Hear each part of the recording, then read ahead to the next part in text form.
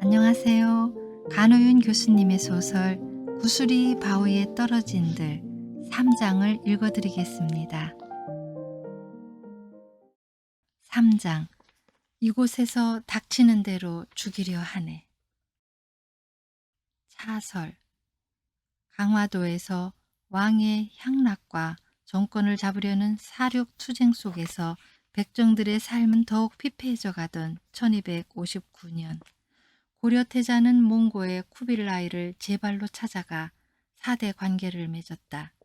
그 해 정월 보름세기도 끝나고 3월이 다가도록 청산별곡을 부르며 동경회를 데리고 떠난 도리 아버지는 돌아오지 않았다. 도리 아버지는 행상을 떠나면 도리 엄니가 좋아하는 노래를 채록해 왔다. 도리 엄니가 가끔 부르는 금강성이란 노래도 그렇게 도리 아버지가 알려준 노래였다.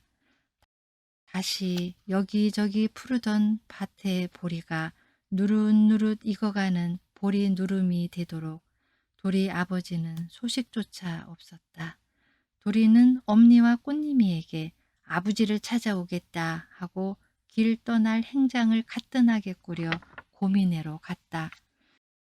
이제 겨우 14신 도리련만 올해로 들어와 도리 엄니 눈에는 어찌 된 일인지 믿음직스러운 게 아들 도리의 어깨에서 그 아버지를 본 적이 여러 번이다.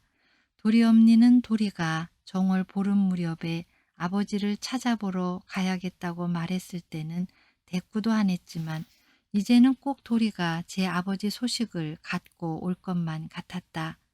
도리 엄니는 길을 나서는 도리에게 괴나리 보찜을 메어주며 몸조심하라는 말을 신신당부하였다.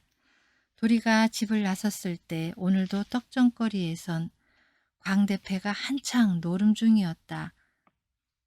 깡깡깡 둥둥둥. 광대들은 보통 봄 여름이면 고기잡이를 쫓아 어촌으로 모여들고 가을 겨울이면 추수철을 쫓아 농촌으로 가는 법인데 이 떡전 거리는 광대패가 한번 들어오면 몇 달이고 머문다. 광대패는 떡전거리 사람들 중 도리 엄니에게 가장 사람다운 대접을 받았다. 없는 살림에도 도리 엄니는 객주집에 묵는 그들에게 가끔 먹을 것을 가져다 주었다. 한 번은 도리가 그 사람들 떠돌아다니는 광대패인데 뭘 잘해준대 라고 반토막 말을 하자 도리 엄니는 도리야 극하면 못 쓴다. 사람은 정으로 사는 긴데 사람이 그러면 안 된대 라고 눈을 꾹 감아 보였다. 그런데 이번 광대 패거리에게는 웬일인지 도리 엄니의 태도가 싸늘하다. 한 번은 광대패의 모가비인 주기아 씨에게 생파리 잡아떼듯 냉정히 대하는 모습도 도리가 보았다. 도리는 객주집을 드나들며 광대패와 안면을 텄다. 특히 광대패를 이끄는 모가비 주기아 씨하고는 인사도 스스럼 없이 주고받는 사이가 되었다. 주기아 씨는 다른 사람들에겐 돌심포처럼 찼으나 어찌된 일인지 도리에게는 다정하게 대했다. 주기아 씨는 오히려 돛가히 굴며 도리를 불러 주막 마루에 앉히고는 몇 번에 걸쳐 서경 이야기도 들려주었다. 도리는 눈이 마주친 주기아 씨에게 눈인사를 한 차례 하고는 구경하는 사람들 가를 돌아 우물둥치 밑에 달님이 집으로 들어섰다. 아줌니 진지 잡수셨시오? 도리형 안에 있지요? 니들은 꼭 거물려 다니더라. 이것들아. 니들도 이제 시상 살구멍을 찾아야 될 거 아니오? 맹 쏘다니기만 해서 쓰겄어. 저 맷갓에 가서 난구라도 해오든지. 살인문을 썩 들어서며 인사를 한자나 구부리는 도리를 보고 달림이 엄니가 눈을 흘겼지만 도리는 상긋이 한번 웃을 뿐이었다. 도리 엄니는 숭굴숭굴 얼근 얼굴에 말주머니 2개쯤 차고 다니며 낄 때 안 낄 때 언죽번죽 죄다 참견하는 푼더분한 몸집의 여인이다. 그래 떡전거리 사람들에게 얼굴도 예쁘지만 말이나 행동도 곱고 음전한 달림이 엄니로는 영판 안 어울린다는 소리께나 듣는다. 성격 또한 너글너글하여 아무한테나 덥절덥절 대하지만 도리에게만은 이맛살을 찌푸린다. 고미 엄니는 다 큰 도리가 고미를 핑계 삼아 제 집 드나드는 것처럼 하는 게 영 못마땅하였다. 도리와 달림이가 정분이라도 날까봐 마음이 편치 않아서다. 고미 엄니도 어려서부터 도리를 봐온 터였다.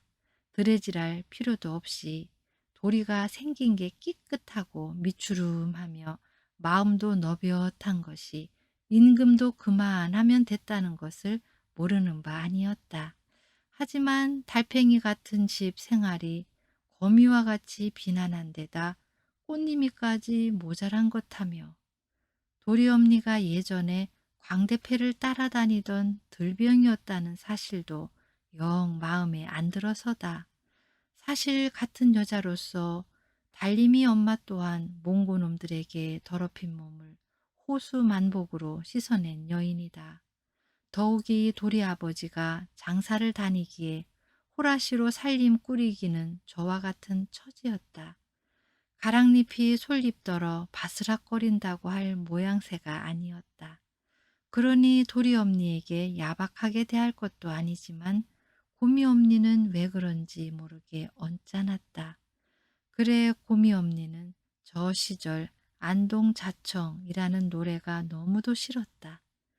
색깔이 있는 실은 순수하지 못하기에 몸을 버린 여인들을 빗댄 노래였다. 고미 엄니는 이 노래를 다른 여편네들이 부를 때마다 저에게 손가락질을 해대며 깐죽거리기나 하는 것 같아 자지러지게 가슴이 저리고 아팠다. 고미 엄니는 노래를 부르는 이나 듣는 이나 대화 한마디 없지만 노랫소리만으로도 감동을 주고 가슴을 아리게 한다는 사실을 잘 알고 있었다. 고미 엄니는 저도 모르게 도리에 뒤통수에 대고 망할 놈 같으니라고 오달지기는 사돈네 가을딱이요 라고 퉁바리를 주고 말았다.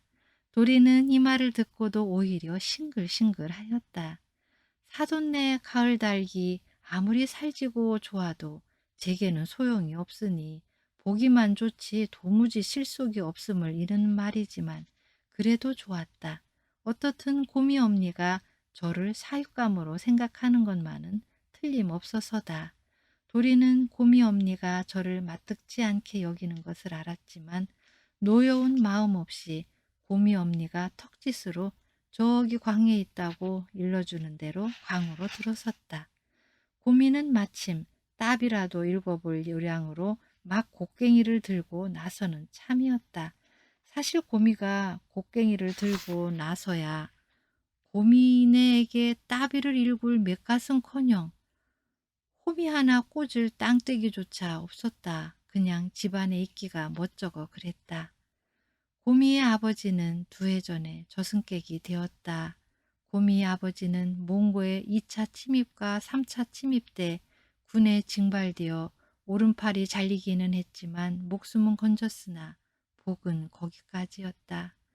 회아비와 몽고놈들에게 논을 뺏긴 그해 겨울 제 논처럼 부쳐 먹던 논두렁에서 고미 아버지의 시신을 찾았다.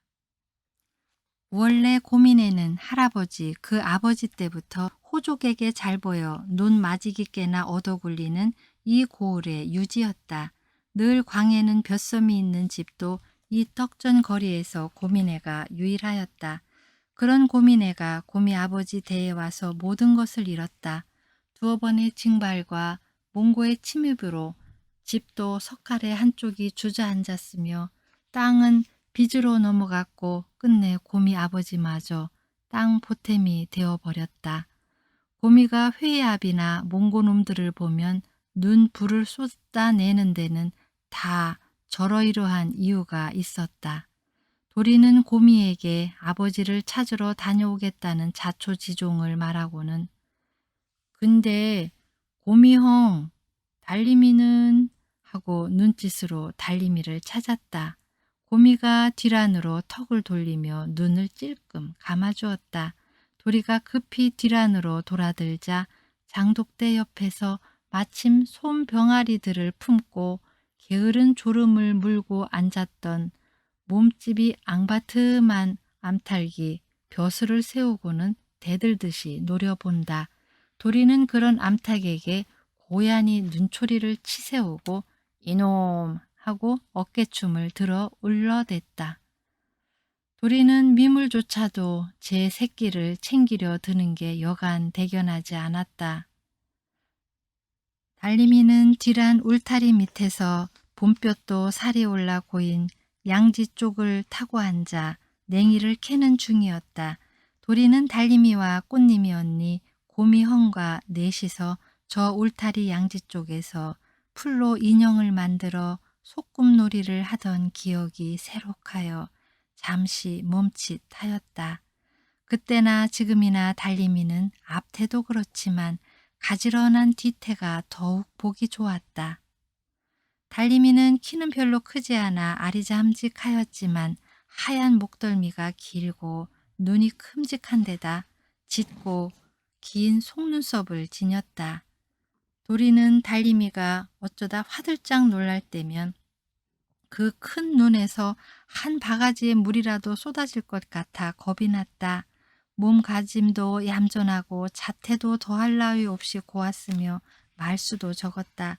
그러나 생김이 그러할 뿐 목소리는 또랑또랑했으며 달림이가 한번 입을 떼면 조리 있는 말에 동네를 휘젓는 극성쟁이들도 쉽게 장난을 못 쳤다. 그런 달림이가 오늘은 앞치마까지 잘 끈 동여매고 장독대 옆에 쪼그려 앉아서는 냉이를 캔다. 그렇지 않아도 보얀 목덜미가 더 길게 드러났다. 도리가 잔기침으로 인기척을 냈지만 달림이는 그대로 제 할 일만 하였다. 서너 해 전까지만 해도 여름이면 날마다 아침 저녁으로 2번씩 목욕을 함께 했던 사이다. 목욕은 아무 냇가나 찾아 남녀노소 누구나 아침 저녁으로 하는 일이었지만 늘 도리는 고미헝과 꽃님이 언니와 함께였고 목욕보다는 미역 감기가 더 어울렸다. 옷을 언덕에 벗어놓고 물굽이 따라 들어가 물장구를 치면 달림이는 깔깔거리며 농도 잘하던 계집아이였다. 그러던 사이였는데 언제부턴가 머리카락 헝클어질세라 곱게 빗어 밀 기름에 잠재우고 옷고름 매무새 가다듬으며 얌전을 떨었다.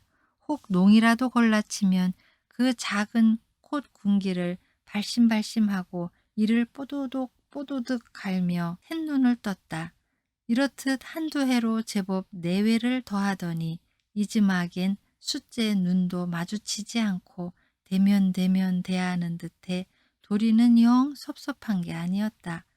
그러던 달림이도 도리가 아버지를 찾으러 남도에 갔다 온다는 이야기를 할 때부터 호미질은 제자리였다.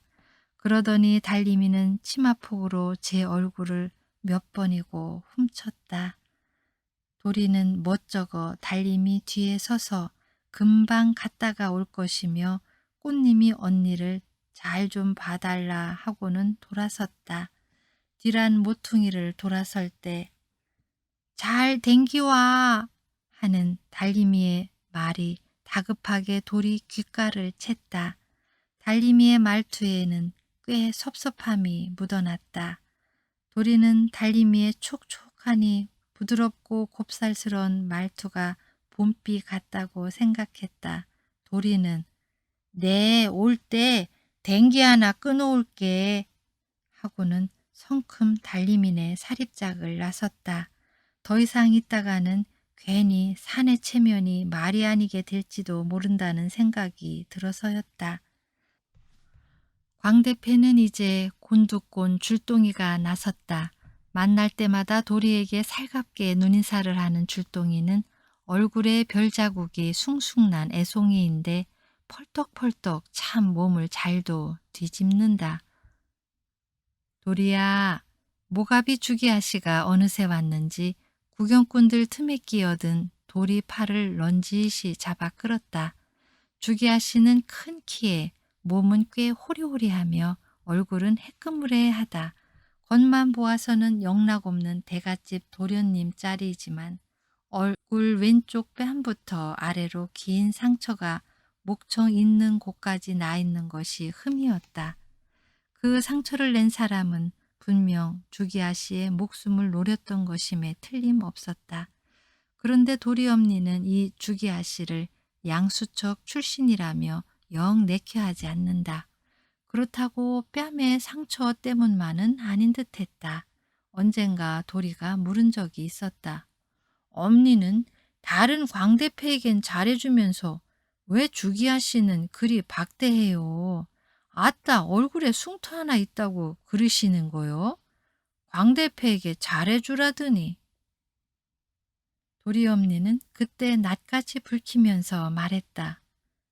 어디 얼굴에 칼자국이 있다고 그러나 세상 살이를 하다가 보면 상체기가 나고 그 상체기마다 사연이 있지.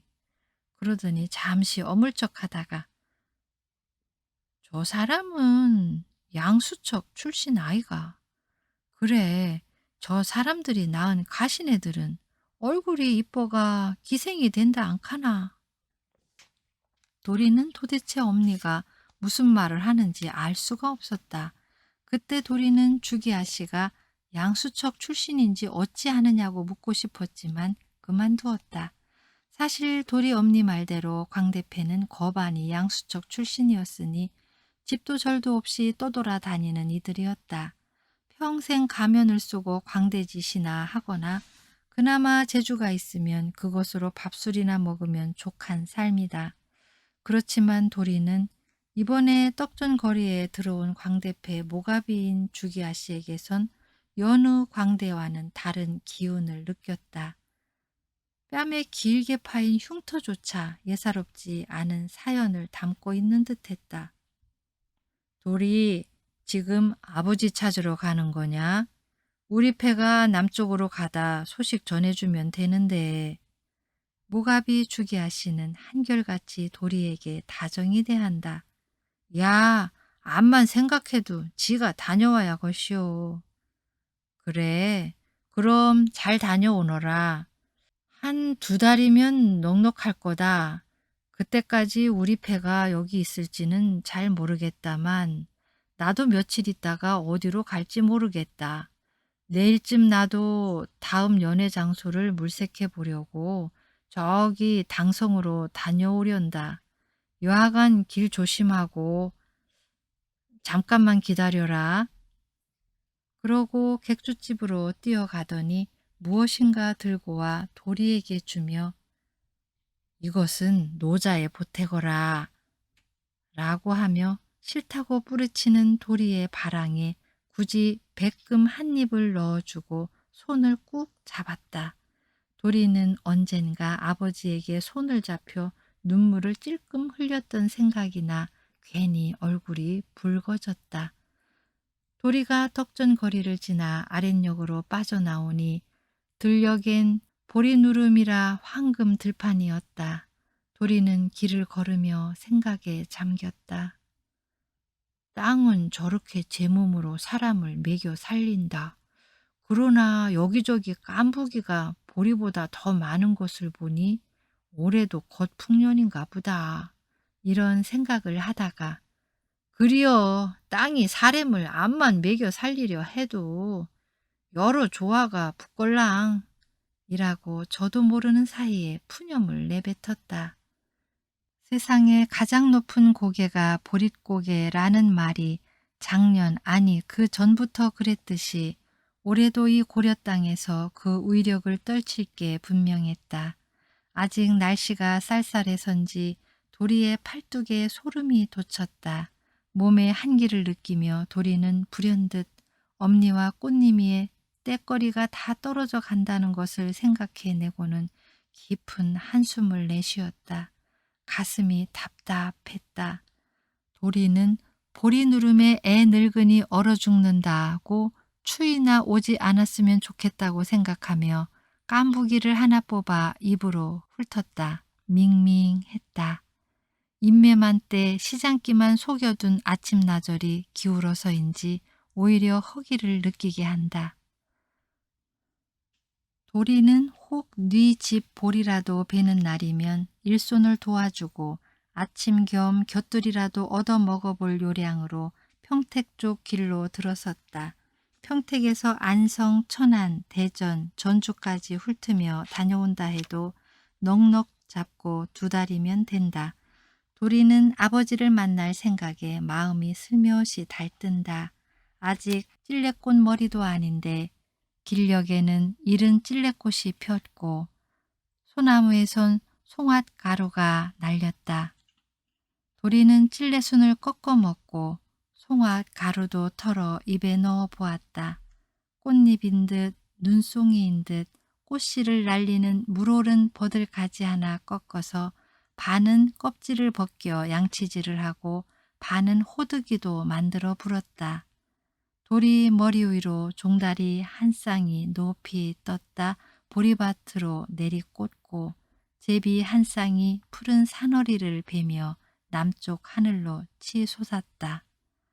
뿌 도리의 호두기 소리가 파란 하늘로 가뭇없이 사라진 자리에 송골매 한 마리가 높이 떴다. 도리의 눈이 송골매를 따라잡은 곳에 달림이가 따라오는 것도 아니련만 보얀 목덜미와 같은 낫달이 얌전하게 떠 있었다.